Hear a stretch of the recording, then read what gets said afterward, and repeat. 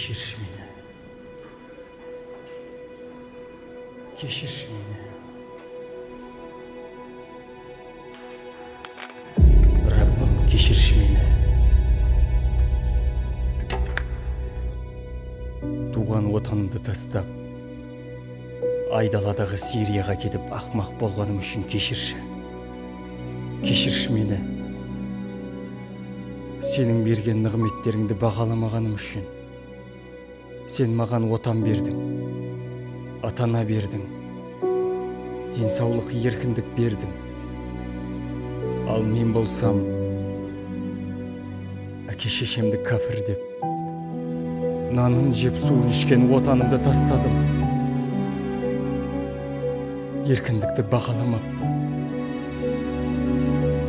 Енді міне түрмеде отырмын. Ислам діні осы деп адастым. Кешірші мені. Сенің асыл дініңді адамдарға құбыжық қылып көрсеткенім үшін. Кешірші. Қайта шүкір, әйел бала шағамды алып бармағаныма. Раббым, кешір. Анамның разылығын алып қалуымды нәсіп етші, Раббым. Анам не істеп жатыр екен? Мама, сен мені кешіресің бе? Жәннатты сенің табаныңның астынан емес, даладағы Сириядан іздеппін ғой, мама. Кешірші мені. Мама, мен жихад дегеннің өз нәпсіңмен күресу екенін енді түсіндім.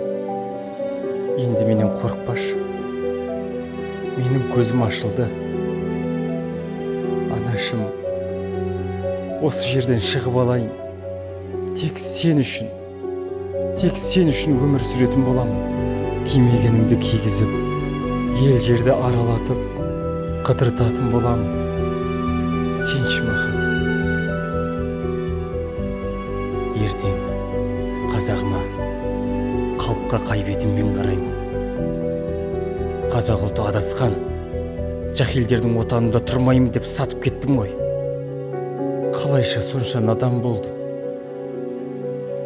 Кешірші мені.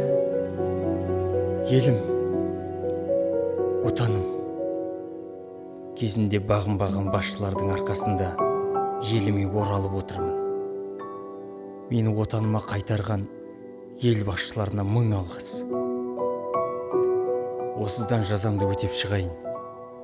Еліме қызмет етем. Ұлтыммен мақтанатын болам. Анамды алақаныма ұстайтын болам. Алла, мен тәубе еттім. Сен шын тәубені еш күмәнсіз қабыл етушісің ғой. Дұғамды қабыл қылғайсың.